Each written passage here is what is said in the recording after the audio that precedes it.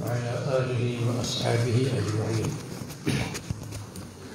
مولاي صل وسلم دائما أبدا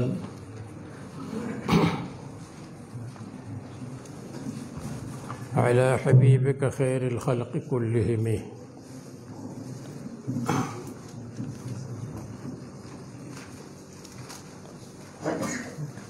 دریم باب د رسول الله صلی الله علیه وسلم په مدح او تعریف کې دی.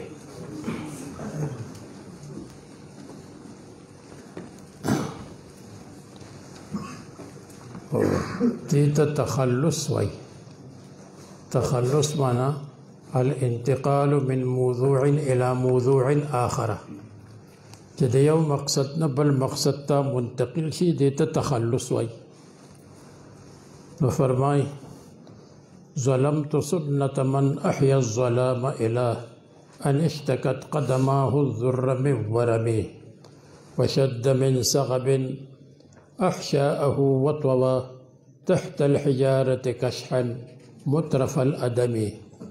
وراودته الجبال الشم من ذهب عن نفسه فأراها أيما شمم وأكدت زهده فيها ضرورته إن الضرورة لا تعدو على العسم وكيف تدعو إلى الدنيا ضرورة من لولاه لم تخرج الدنيا من العدم ظلمت سنة من ما دهغه چا په سنت باندې ظلم او زیاته وکړو احیا الظلام چې رونې کړې وې شپې تیارې یعنی شپې الا تر دې پورې دا الا د نتیجې د پاره ده. نتیجه دار وته انشتکت قدماه الذره چې شکایت وکړو داغه قدمونو الذره د تکلیف شکایت وکړو. او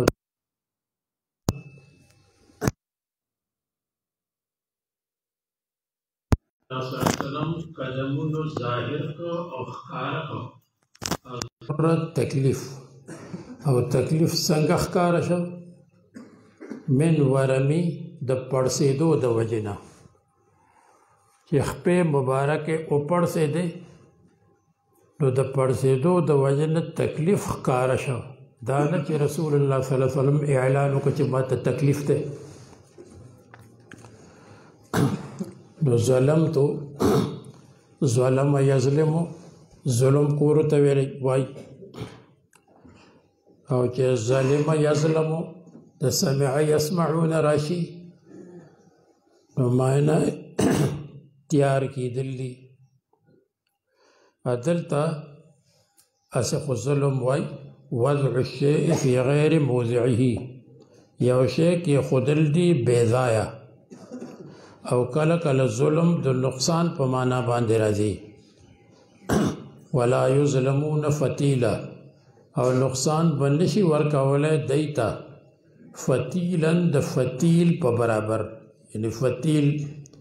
د کجوري په اډو کې چې یو سپین مزوي نو هغه ته فتیل وای.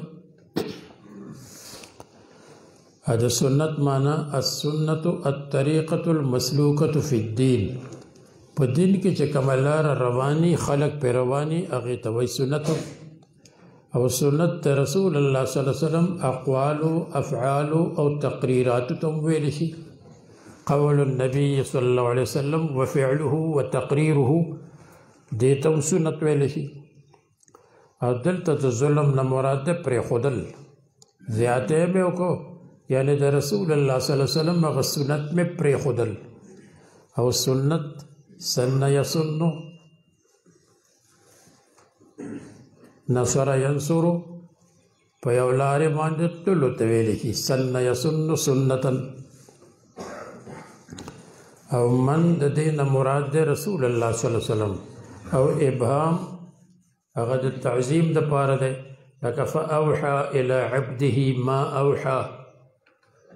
فاوحى الى عبده بندته وحی وکړه ما اوحى کم عظیم الشان وحی چې اوشوا. او احیا یحیی مجرد حی یحیا سمع یسمع ژوندي کېدلو ته وایي او شپه ژوندی کېدل دې ته پښتو کې وایي شپه روڼول ترک النوم او ظلام تیارې ته وایي لکه ما ووی ظالم یظلمو سمعنا چې راشي نو معنی یې تیار ده او دا اله د غایې دپاره نه دی بلکې اله د ثمرې او د نتیجې دپاره دی نتیجې دا راووته او اشتکت شکایت کولو ته ویل شي او د شکایت معنا ده الاخبار بالظلم خبر ورکول دي چې ما سره ظلم شو او دلته ته مراد د شکایت کولو نه ظاهر ول اخکار کول دي او قدمه د حضور صلی الله علیه وسلم قدم او چې قدم یقدم کرمن راشي نو معنا ده قدیم کېدل چې یو شی ډېر زوړ شي او پخوالی شي او چې قدم یقدم سمعنا راشي نو معنا ده راتلل نو قدم ته قدم ځکه وایي چې بنده پر رواني او مخکې ځي او قدم یقدم مخکې تللو ته وایي او ذر تکلیف ته وایي ذر یذر نصر ینصر تکلیف ورکولو ته وایي او ورم الانتفاخ پړسېدلو ته وایي مجردی دی ورما یورمو سمع یسمعو نو مصنف وایي چې رسول الله صلی الله علیه وسلم سره د دینا چې داغه مقام داغه مرتبه ډیره اوچته وه سره د هغې به عبادت کو ډېر زیات همونږ سره د دې نه چې ګناهګار یو بیا هم عبادت نه کوو نو دا د افسوس خبره ده نو د دې معنا خو وشوه ظلمت سنة من احیا الظلام الى ان اشتکت قدماه چې قدمونو ظاهر که تکلیف من ورمی د پړسوب د وجه نه وشد من صغب احشاءه وطوى تحت الحجارة كشحا مترف الأدم وشد او وی تړو من صغب دلوګې د وجنه دلوګې د وجنه به تړلیو احشاءه خپل کلمې یعنی خپل خېټه مبارکه نس هغه به تړلیو په ګټو باندې د پاسه به په ګټې تړلې وي او ګټې به ځکه تړلې وي چې په خېټه کې درد نه پیدا کېږي چې ډېره لوګی نو بیا په خېټه کې چړې چلیږي نو د تړلو د وجه نه به هغه درد قرار شي او بله دا چې وږې وي نو دا خېټه دننه ورشي بلکل کویې ته جوړ شي نو چې وتړلی شي نو د هغه تړلو د وجه نه هغه قد و قامت چې وي هغه نیغ وي او بنده راکږېږي نه نو تړلی به وي کلمې یعنې تړلی به وي د لوږې د وجه نه تړلی به وه خېټه وطوه تحت الحجارت او رانغاړلی و تحت الحجارت د ګټو د لاندې کشحن هغه تشه کشحن وای تشی ته یعنی د خېټې دا یو طرف او د خېټې دا بل طرف موږ ورته تشه وایو نو هغه به د ګټو د لاندې د کاڼو د لاندې تړلی و مترف الادمي او هغه تشه مترف الادمي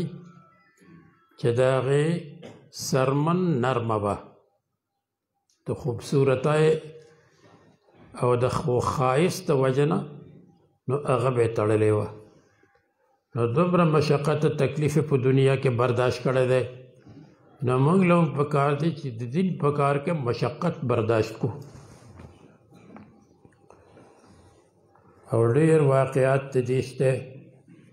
چې رسول الله صلی الله علیه وسلم به په لوږه کې کله به ول حضرت جابر رضی الله عنه سه انتظام وکړو کله به د حضرت ابو طلحه رضی الله عنه په کور کې چې د هغه بیبي وه حضرت ام سلیم رضی الله عنها هغې به انتظام وکړو او کله یو قصاب ابو شعیب نوم هغه چې رسول الله صلی الله علیه وسلم ولیدو نو هغه وی زما یو غلام دی او هغه پخلی کوي نو هغه وله انتظام وکړو انتظام به وله وشو خو په اکثرو حالتو کې به لوږه وه او دا لوږه اختیاري وه اضطراري نه وه ځکه دنیا سره تعلق نه ساتو نو شد یشدو د شد یشدو معنا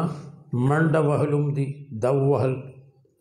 د شد یشدو معنا حمله کولوم دي د شد یشدو معنا قوي کول او تړلوم دي دلته ته تړل مراد دي من سببیه ده او سغب لوګي ته وای د باب سمعنا سغب یسغبو د باب نصرنا او سغب هغه لوګي ته وای چې په هغه کې مشقت وي او احشا جمع د حشا ده کلمو ته وای او دلته د کلمو نه مراد خېټه ده معده او خېټه چې بعضې خلک ورته خېټه وایي بعضې ورته نس وایي او د دې سره متعلق ده بالحجاره شد احشاءه بالحجارته تړلې وه خپله خېټه مبارکه په ګټو باندې یعنې د پاسه پې کاڼي تړلي وو ګټې تخته او توایتوي د ضربنه دی رانغاړلو ته وایي لکه کپړه چې بنده را ونغاړي دی علامه تفتزاني شاعر دی طویت بإحراز العلوم ونيلها رداء شبابي والجنون فنون وحين تعاطيت الفنون ونيلها تبين لي أن الفنون جنون نتوایتوي او تحت الحجارة حجاره کانو او ګټو ته وای او مجرد حجر یحجر معنا پابندي لګول او بندول او حجر ته حجر ځکه وایي چې هغه بندي چې سپی په بنده راځي سپی او په کاڼي او په ګټې اولی نو هغه ګټه او کاڼی هغه مني کی بندي کی ځکه به ته حجاره وایي او کشح یکشح او یکشحو نصره او فتح د دې معنی ده جارو کول چې یو شی جارو کی مطرف الادمی حال ده مجرد راضی تعریف یطرفو معنا نرمیدل دي چې یو شی ډیر نرم وي نو مطرف معنا چې نرم دي الادم د ادیم جمع ده او ادیم سرمنې ته وایي سرمنه مبارکه نرمه ده او مجرد راځي ادم یادمو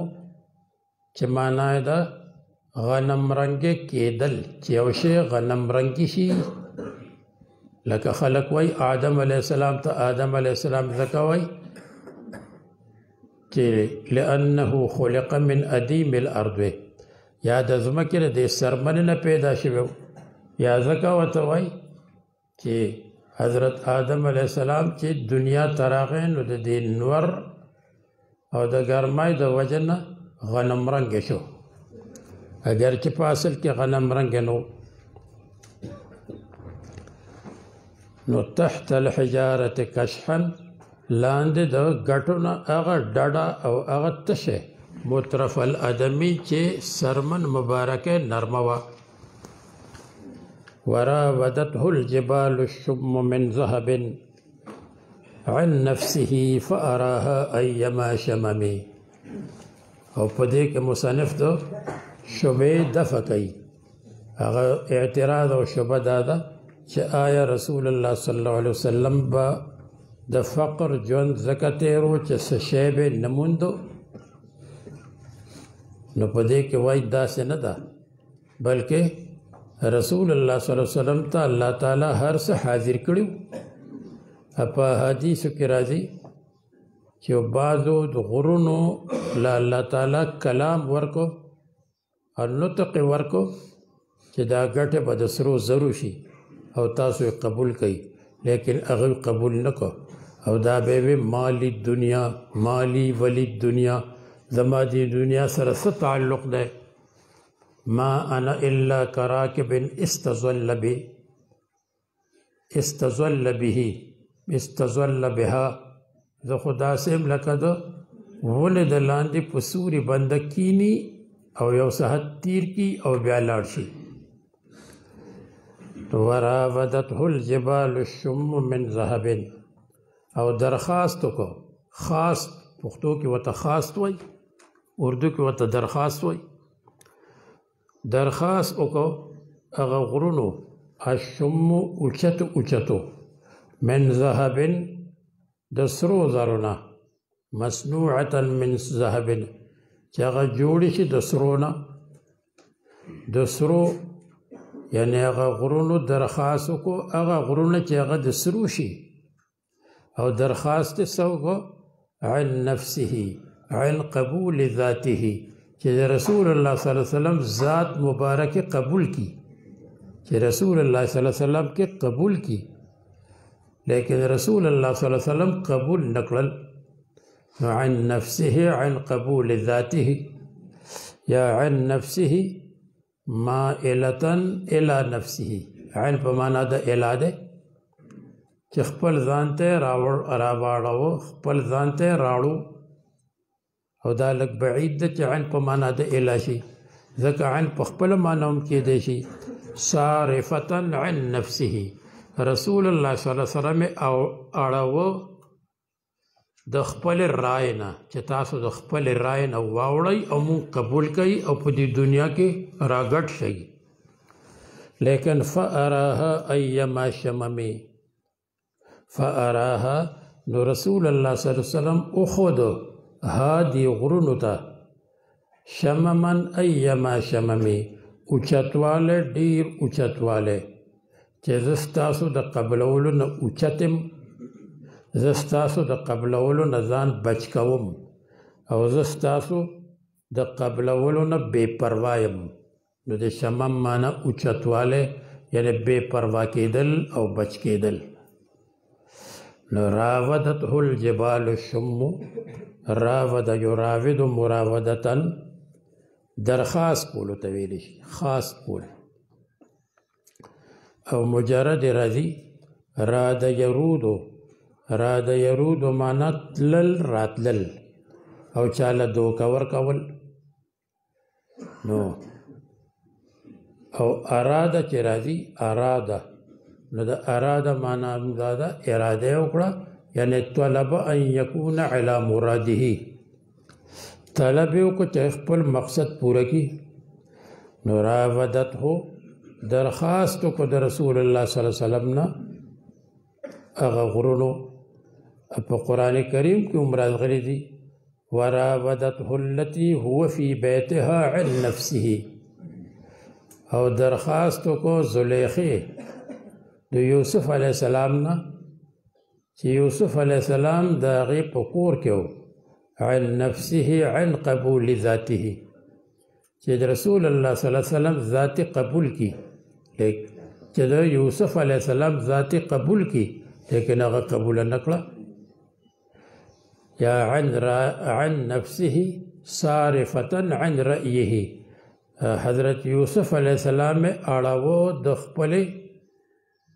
رای نه، لیکن یوسف علیہ السلام نشاړول ځکه چې هغه معصوم او معصوم خو د ګناه اراده هم نه کوي. نو دغه ته وایي راوده، درخواست کول او خواست کول. او چې څوک چاته درخواست کوي نو هغه ورڅخه ځي راځي. نو د دې وجه په هغه درخواست کولو کې تلل راتلل شامل دي، بیا بیا ولدي. الجبال الشم، نو درخواست کو هغه غرونو چې اوچت دي. نو جبال د جبل جمع ده، جبل یجبلو پیدا کولو ته وایي په فطرت باندې یو شی پیدا کول او چې جبل یجبل شي سمع یسمعو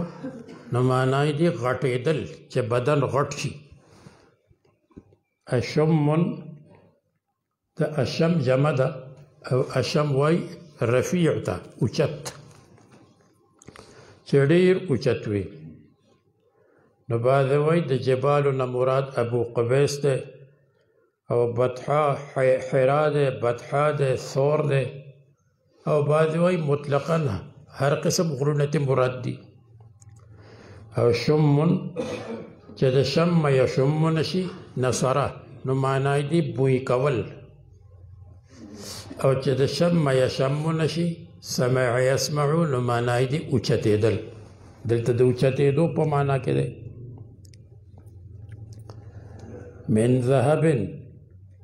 چې هغه د سرو زرو شي یعنی مصنوعتا من ذهب په داسې حال کې چې هغه د سرو زرو شي چې موږ به د سرو زرو شو او تاسو قبول کړئ الذهب ذهب یذهب تللو ته وایي پخوا زمانه کې به د ذهبونه اشرفای جوړېدی د سپینو زرو نه به درهم جوړېدل نو دا اشرفای دي او که درهم دي یا په هغه زمانه کې کرنسي وه او چې په هغه زمانه کې هغه د نوټونو په شان وه نو تلې به او راتلې به نن به ما څخه وې سبا کې خیري به تاسو څخه وې تاسو څخه به وې بیا به ما څخه رالې لکه روپۍ کله یو څخی کله بل څخی نو ځکه ورته ذهب وایي رأيت الناس قد ذهبوا إلى من عنده ذهبوا ومن لا عنده ذهبوا فعنه الناس قد ذهبوا ذهب يذهب رأيت الناس منفضة إلى من عنده فضة ومن لا عنده فضة فعنه الناس منفضة چا څخه چې فضه نه وي نه خلک د هغه نه تښتي رأيت الناس قد مالوا إلى من عنده مالوا ومن لا عنده مالوا فعنه الناس قد مالوا چا څخه چې مال نه وي نه خلک ته مایل شي او تښتي ته عن نفسه يوم متطوعا لقبول ذاته او بل متطوع صارفة عن رأيه او بل معنى مائلة إلى نفسه فأراها ناغت أخذ أرى يري خودل او أيما شممي الذي موصوف محذوف ده شمما أيما شممي او دا شمم دا غده چې هغه د شم یشمونه ده سمع يسمع اوچتېدلو ته وایي او تکبر کولو ته هم وایي وأكدت زهده فيها ضرورته إن الضرورة لا تعدو على العسم وأكدت او مضبوط کو او زیاد کو زهده فيها د رسول الله صلی الله علیه وسلم بے پروایی او بے رغبتای لرا فيها په د سرو زرو په غرونو کې په د سرو زرو په غرونو کې د رسول الله صلی الله علیه وسلم بے رغبتی او بے پروایی زیاته شوه ضرورته د رسول الله صلی الله علیه وسلم ضرورت د رسول الله صلی الله علیه وسلم حاجتونو او ضرورتونو په د سرو سپینو کې نورهم بے رغبتی او نورهم بے پروايي زیاته کړه بالکل بے پروا شته او ځان ته بچ کو نو اکدت معنا زیاتی دل دی د زهد معنا بے پروايي او بچ کېدل پر ډاډه کېدل او فيها دغه د سرو زرو غرونه او ضرورته حاجتونو د رسول الله صلی الله علیه وسلم حاجتونو په دغه سرو زرو کې د رسول الله صلی الله علیه وسلم بے پروايي زیاته کړه په کار خدا دی چې ضرورت وي نو د ضرورت په وجه باندې د رغبت او مینه پیدا شي لیکن د رسول الله صلی الله علیه وسلم چې څومره به حاجت زیاتېدو نو بچ کېدل به زیاتېدل بے پروایي به زیاتېده او ډډې ته کېده به او ځکه چې ان الضرورة لا تعدو على العصم یقینا ضرورت او حاجت لا تعدو نه غالب کیږي علی العصمه د انبیاء علیهم السلام په عصمتونو باندې. انبیاء علیه السلام چې معصوم وي د ګناهونو نه معصوم وي د صغایرو نه معصوم وي نو د هغوی په هغه عصمت باندې چې د دنیا نه هم ځان بچ کوي نو په هغه عصمت باندې ضرورت نشي غالب کېدی او ضرورت پې نشي زیاتېدی. نو واکدت مجرد راځي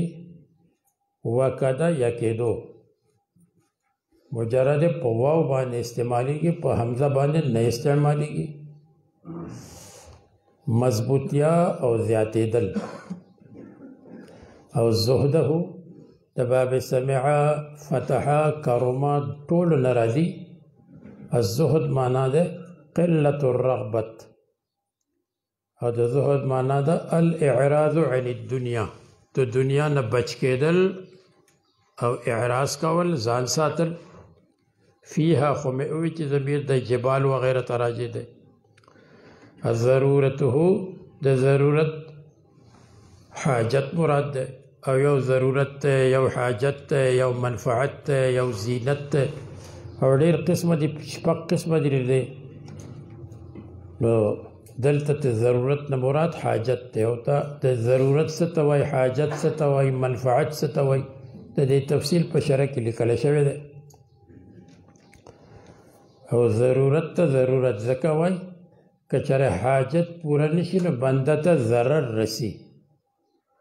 نو د دې وجه ورته ضرورت وایي. ضر یضر مخکې تیر دی. او ان الضرورت یقینا ضرورت او حاجت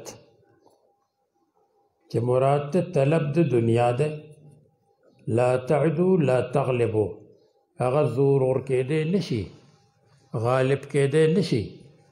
عدا یعدو زیاتېدلو ته وایي او تجاوز کولو ته وایي. او عصم د عصمتون جمع ده. عصم یعصمو بچ کېدلو ته وایي او بچ کولو ته وایي. نو انبیاء علیهم السلام معصوم دي د ګناهونو نه هم د صغیره نه د کبیره نه د نورو غلطو خبرو نه. او انبیاء علیهم السلام ولې چې دنو معصوم دي د هغې دلایل څه دي نو د هغې دلایل او په هغې کې د چا اختلاف دی او اشاعره څه وایي او ماتوریدیه څه وایي او د دواړو په منځ کې تطبیق څه دی هغه ټول په شرح کې لیکل شوی دی. او د عصمت اوږد بحث دی په شرح کې او دا هم پکې لیکل شوي دي چې په عصمت باندې په دې زمانه کې په اردو کې څه کتابونه دي د انبیاء علیهم السلام په عصمت او په عربی کې په کوم کتابونه دي مصر کې په کوم کتاب لیکل شوی دی د هغې تفصیل په شرح کې لیکل شوی دی. د عصمت معنا ده القوة المانعة عن المعصیة هغه قوت چې هغه انبیاء علیهم السلام منع کوي د ګناه کولو نه که هغه صغیره وي او که هغه کبیره وي. مع بقاء الاختیار اختیار به باقی دا نه ده چې کله بې اختیاره شي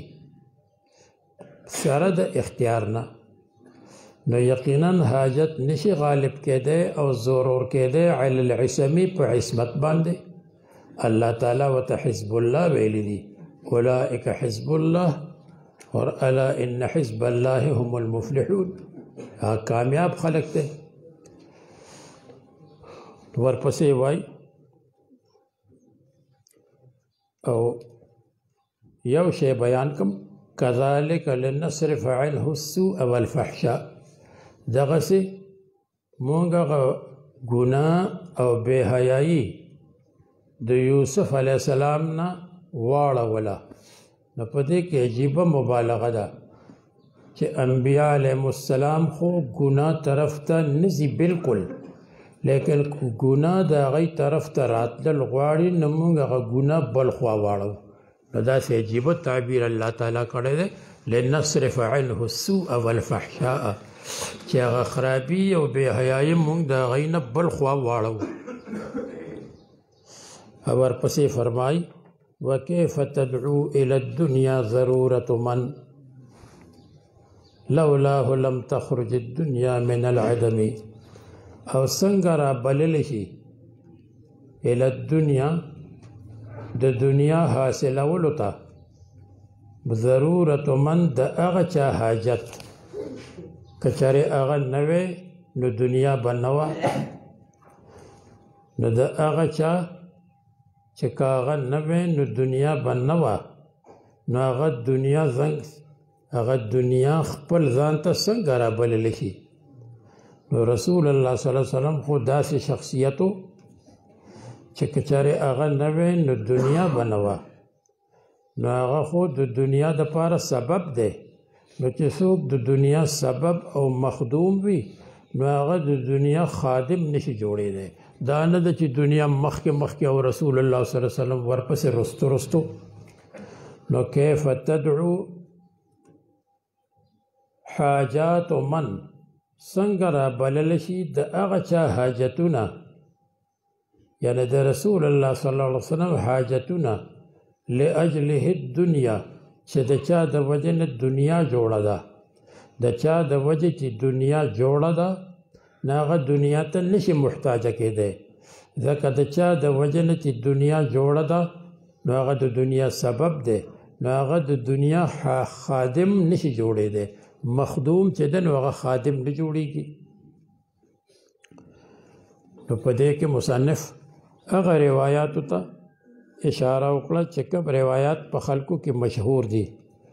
لکه اتانی جبریل فقال ان یا محمد لولاک لما خلقت الجنة لولاک لما خلقت النار لولاک لما خلقت الدنیا. د دې په سند کې عبدالصمد ابن علي دی چې هغه ډېر متکلم فی دی. همدغه رنګې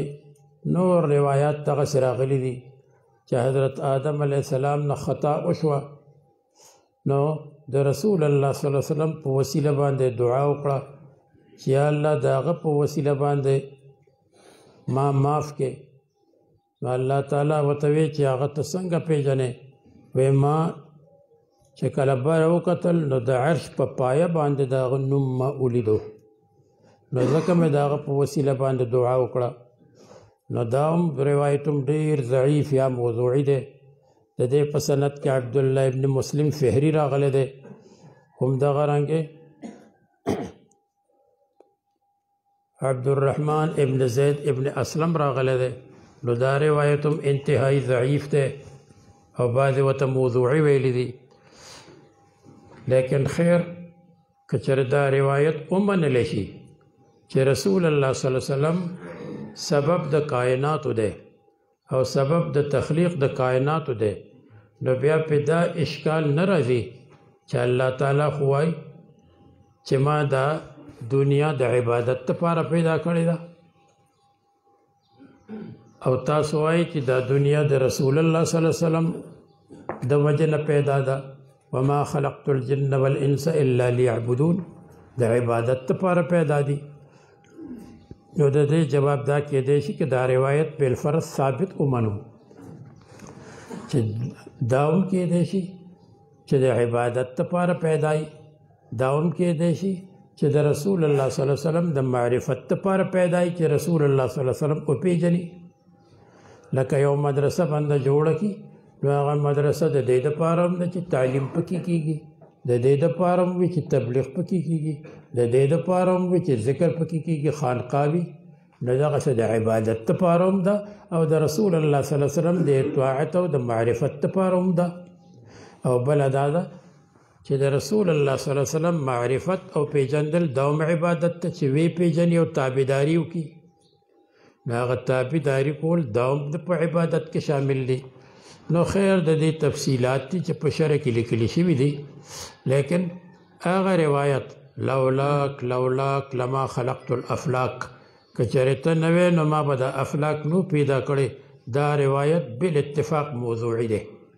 او دا نور روایت چې مونږ بیان کړل لما خلقت الجنة والنار والدنیا نو د دې په سند کې ډېر متکلم فی راویان دي چې په شرع کې بیان شوي دي. نو فرمای وكيف تدعو إلى الدنيا إلى تحصيل الدنيا إلى جمع الدنيا څنګه را بللی شي د دنیا حاصلولو ته د هغه چا ضرورت که چېرې هغه نه وی نو دنیا به نه وه نو تدعو دعا يدعو مونږ ته معلوم دی او دنیا دې دنیا ته ویلی شي ما هو فوق الأرض وتحت السماء او دنیا ورته ځکه وایي چې دنا یدنو نږدې کېدلو ته وایي او دا دنیا چې ده نو دا قریب الزوال ده د دې زوال نږدې دی یا دنیا ته دنیا ځکه وایي چې دنیا مونږ ته نږدې ده او آخرت رانه لرې دی دنیا زمونږ دپاره داسې ده لکه د مئی او د کب دپاره اوبه هغه ورته نږدې دي او آخرت داسې دی لکه د مئی دپاره ساحل ایا دنیا ته دنیا ځکه وایي لقربها الى القلوب ځکه چې دا زړونو ته ډېر نږدې ده ډېره نږدې ده یا د دنیا یدنا نه ده دنیا یدنا منه ذلیله کېدل خرابه دا دنیا د آخرت په مقابله کې کمزورې ده ځکه آخرت باقی ده او دنیا فانی ده او دنیا په اصل کې دن واده نو چې فعلا وزن راشي او هغه فعلا صفتی وي یعنی اسم تفضیل وغیره نو هغه په یې باندې بدلیږي او قصوا کې نه ده بدله شوې ځکه چې هغه شاذ دی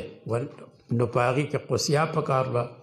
او چې کله دا فعلا وزن اسمی وي د څه شي نوم وي نو بیا نه بدلیږي لکه حظوه د یو ځای نوم دی نو واو په یې باندې نه ده بدل شوی صرف کې دا خبرې ډېرې راغلي دي او په صرف باندې هم زمونږ یو کتاب چاپ شوی دی او په هغې کې د صرف اکثرې مسلې دي هلته ما یو کال صرف لولو نو هغې باندې مونږ کار کړی دی او د هغې نوم ده تزیین الظرف فی مسائل الصرف تزیین الظرف نوم دی نو خیر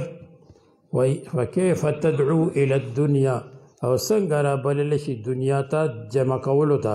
د دنیا حاصلولو ته د هغه چا ضرورت من د هغه چا لولاهو که چېرې هغه نه وی نو دنیا به نه به راوتې من العدمي دنیا به نه وی راوتې من العدمي د نشته شته کېدو ته دنیا به نه وی شته شوې نو دا لولا لامتناع الثاني لوجود الاول وړومبی موجود دی نو دویم منع دی د دې دپاره راځي لکه خلکو کې مشهوره ده وایي لولا علي لهلک عمر که چېرې حضرت علي نه وی نو حضرت عمر به هلاک شوی دی خو حضرت علي وو نو ځکه حضرت عمر هلاک نه شو او د دې محاورې تحقیق هم په شرع کې شوی دی په بل ځای کې په وړومبي سر کې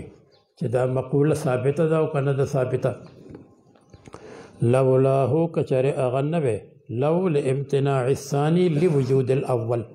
لم تخرج الدنیا نو نه به راوته وی دا دنیا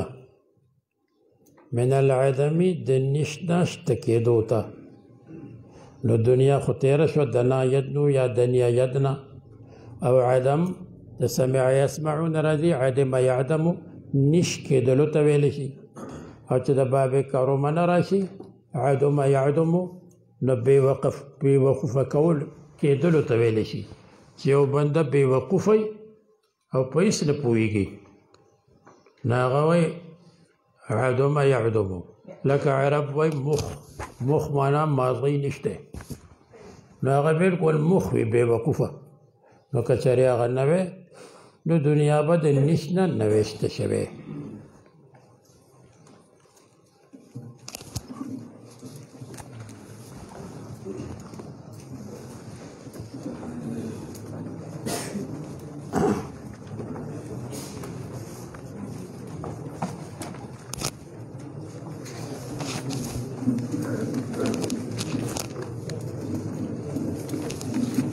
بسم الله الرحمن الرحيم نحمده ونصلي ونسلم على رسوله الكريم وعلى آله وصحبه مخکې تیرو چې چې معتق ته به وراثت ملاویږي او که معتق نه وي نو د معتق مذکرو ته به ملاویږي لکه زوی نه لور او رور نه چې خور رور ته به رسی او خور ته به نه رسی نو وایي ځکه چې رسول الله صلی الله علیه وسلم فرمایلی دي لیس للنساء من الولاء نشته ده د زنانو دپاره من الولاء د آزادولو میراث چې آزاد کړي او میراث ورته میلاو شي الا ما اعتقنا مگر هغه میراث چې دی څوک آزاد کړي دي یعنی هغه معتقه وي او اعتق من اعتقنا یا آزاد کړی هغه څوک چې هغه بل څوک آزاد کړی وي یعنی دا معتقة المعتق وي معتقة المعتق او کاتبنا یا مکاتبه وي یعنی کتابت کړی کتابت دیته وي چې دومره پیسې راکنه بیا به ته آزاد او هغه آزاد شي نو دا مکاتبه ده او هغه غلام مکاتب ده او کاتب من کاتبنا یا مکاتب کړی هغه څوک چې هغه غي مکاتب کړی یعنی مکاتبۃ المکاتب وي مکاتب ده نو بیا دا د مکاتبۃ المکاتب شي او دبرنا یا مدبر وي تو تدبیر دیته وي چې زما د مرګ نه وروسته آزاد دی نو دا مړه شوه او هغه آزاد شو او یا دا مړه نه شوه بلکې دا مرتده شوه دارالحرب ته ورسېده او دارالحرب د وجه نه د هغې د مرګ حکم وشو او الله تعالی بیا مسلمانه کړله او دبر من دبرنا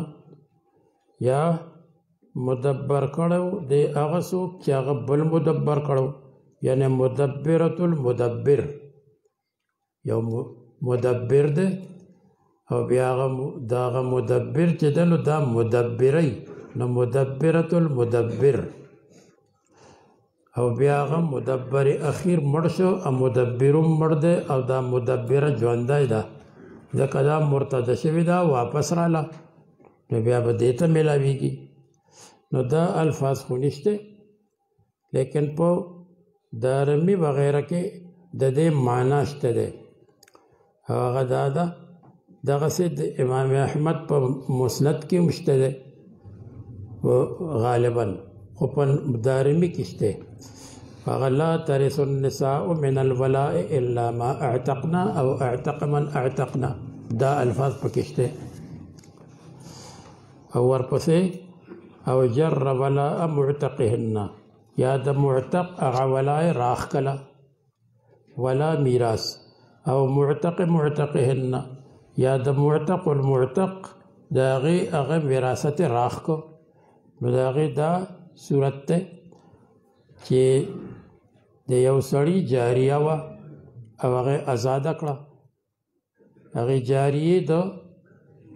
یو غلام سره نکاح کړی و نو هغه سړي خپله جاریه ازاده کړه نو وراثت هغې پسې لاړو نو بیا هغې د ښځې یو غلام سره نکاح کړی و نو ښځې هغه غلام وروستو ازاد کو نو چې ښځې غلام ازاد کو چې خاوند دی نو هغه ولای ځان ته راښکله اوس به د دې غلام هغه معتقې پسې راځي او دویم صورت او معتق معتقهن د هغې دا مثال دی د سړي معتق خپله وینځه ازاده کړه او ورپسې د ښځې خپل غلام آزاد کو نو دغه غلام چې و نو هغه د وراثت ځان ته راخ کو د سړي معتقو نو د سړي معتق خپله وینځه آزاده کړه ورپسې زنانه هغه د خپل معتق هغه غلام آزاد کو نو هغه غلام چې آزاد شو چې هغه خاوند و نو د هغه غلام هغه وراثت هغه چاته راغی هغه د ښځې ته راغی ځکه ښځه چې کوم آزاد شو نو هغه سړی و او د سړي چې کوم آزاد کړی نو هغه ښځه وه نو هغه ښځې طرف ته وراثت لاړ نه شو بلکې وراثت هغه ښځې طرف ته راغی ځکه چې ښځې کوم آزاد کړی نو هغه سړی دی هغه معتق المعتق شو ورپسې وایي ولو ترک ابا المعتق او کچره د معتق پلار پرېښود او زوی نو د امام ابو یوسف په نیز باندې سدس الولاء للاب د وراثت هغه سدس د پلار د پاره دی او باقی د زوی د پاره دی لکه د معتق پلار پاتې شو معتق نشته زوی پاتې شو نو د پلار د پاره سدس دی د زوی د پاره باقی د امام ابو حنیفه په نیز باندې او د امام محمد الولاء كله للابن وراثت ټول د زوی د پاره دی او اس نشته پلار لره ځکه چې دا ولا د اعتاق ته او په اعتاق کې قریب ته کتل شي او اقرب زوی دی نو زوی ته به ورسي او پلار ته اس نشته ولو ترک ابن المعتق وجده او که د معتق زوی او نیکه پاتې شو فالولاء كله للابن نو وراثت ټول د زوی دی بالاتفاق نیکه ته اس نه ملاویږي ومن ملک ذا رحم محرم منه او څوک چې مالک شو د هغه رشته دار محرم چې هغه سره نکاح نه کیږي لکه د زوی مالک شو د لور مالک شو د پلار مالک شو منه د سره محرم منه چې نکاح حرام ده د سره نو هغه به آزاد شي په د باندې ويكون ولاؤه له او میراث به وي د پاره بقدر الملک چې څومره مالک دی د هغې مثال دا دی لکه درې لوڼه دي کبرا وسطا صغرا او هغې خپل پلار واغستو نو پلار چا واغستو کبرا او صغرا واغستو کبرا 10 دیناره کړو او صغرا 10 دیناره کړو او دا هغه واغستو نو دا 30 دینارن دا په منزله د دریو شي هر یو 10 به یو شي او دا 20 دینارن په منزله د دوو شي هر یو لس به یو وګرځي نو 20 دینارن د دوو په شان شو او 30 دینارن د دریو په شان شو نو دا به مونږ 15 فرض کو نو دای واغست خپل پلار بال50 په 50 دینار باندې بیا غپلار وفات شو وترک شیئا او وراثت پرې خود نو ثلثین د دې دریو واړو په منځ کې اسلاسن درې حصے بشي یعنی چې سي پریخي دي دغه ثلثین د دریو واړو د پاره شو د صغرا د وسطا د کبرا د پاره او چې کوم پاتې دي باقی یعنی یو ثلث بین مشترطی الاب هغه د پلار د دواړو مشتریو په منځ کې ده اخماسن 15 حصے بل 15 حصے ځکه چې هر لس مونږ یو حساب کړو بل ولاء د حق میراث د وجنا درې 3 اخماسه د خمس په خمس کې غدرې د کبرا د پاره دي و خمساه او دوی سه د صغرا د پاره دي نو هغه داسې شو چې دغه سړی مړ شو او درې لوڼې پاتې دي او هغه دوه لوڼو د اغستو نو مسله به د دریو نشي په دریو کې دوه د دې دریو واړو شو دوه په دریو نه برابرېږي نو درې به مونږ موقوف کو او یو چې ده هغه چې کوم یو پاتې ده نو هغه یو به مونږ 15 ته ورکو ځکه چې دا یو لور په منزله د دریو شو چې هغې 10 خرج کړي دي، دا بله لور په منزله د 2 شوه ځکه چې هغې 20 خرج کړي دي، نو یو دی او دی 5 دي، د 5 په شان دي، نو دا هم برابر نه دي. نو 5 له به ضرب ورکو په 3 کې، نو 5 3 15 او بیا 15 سره به ضرب ورکو په اصل مسله کې چې 3 دي، نو 45. نو مسله به د 45 نه به تصحیح راشي. نو په دې کې اوس د 3 واړو په لاس کې 2، نو 2 لوم په 2 له به په ضرب ورکو په 15 کې، نو 10. نو په 10 کې 10 د یوې، 10 د بلې، 10 د بلې، نو 10 د هر یوې شوې. او یو د دې 2 دپاره دی، هغه 2 په حقیقت کې د 5 برابر دي، نو یو له به ضرب ورکو په 15 کې، نو دا پاتې 15 به د دې دواړو شي. نو په 15 کې هغه 3 یې 3 9 به د یوې شي د کبرا، او 6 به د هغه بلې شي ځکه چې د هغې 2 حصې وې، نو 2 3 ځله چې شي نو هغه به 6 شي، نو 6 په 6 به د بلې شي. نو هغه یوې ته به 15 میلاو شي ځکه هغې خو پیسې نه دي خرج کړي، هغه دویمې ته به 40 میلاو شي ځکه چې 15 ورته میلاو شوي وو او 9 ورته نور میلاو شو، نو 40 شو. او هغه درېمې ته به 21 میلاو شي ځکه 15 ورته مخکې میلاو شوي وو، 6 ورته نور میلاو شو، 15 او 6 21 شو، نو 21 به ورته میلاو شي. او ورپسې باب الحجب، حجب معنا چې یو وارث بل وارث منی کی. نو د حجب 2 قسمه دي،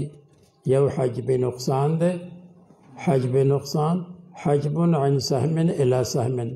چې د یو حصې نه بلې حصې ته منع کی، یو حصه د هغې په ځای بله حصه راشي.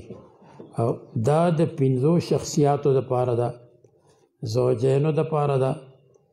یعنی د زوج دپاره نصف دی، لیکن چې د مړي اولاد وي نو هغه ربع ته لاړو، او د ښځې دپاره ربع ده، نو چې اولاد وي نو د هغې دپاره ثمن شو. د مور دپاره چې د نو ثلث دی، خو چې د مړي اولاد وي نو د مور دپاره 6 شوه، یا د مړي وروڼه خویندې وي 2. بنت الابن د هغې دپاره نصف دی،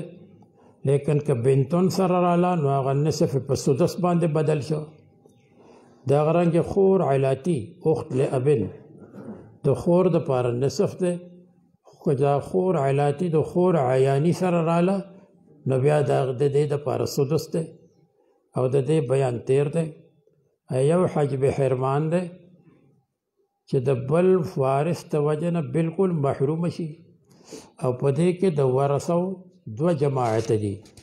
یو فریق او جماعت دا ده لا يحجبون بحال، چې په اس حال کې نه محرومه کیږي، البتتا یعنی لا يقطعون قطعا، دا مفعول مطلق ده. او هغه 6 دي، زوی، پلار، زوج، بنت، زوجه، دی بالکل نه محرومه کیږي. او دویم هغه جماعت ته چې هغه وارثان وي کله کله او محرومه کیږي کله کله، بحال کله کله. او دا مبنی علی اصلین، د دې دپاره 2 قانون دي. یو قانون دا ده کل من یدلا الی المیت، چې څوک مړي ته منسوب کیږي د یو شخصیت د وجه نه،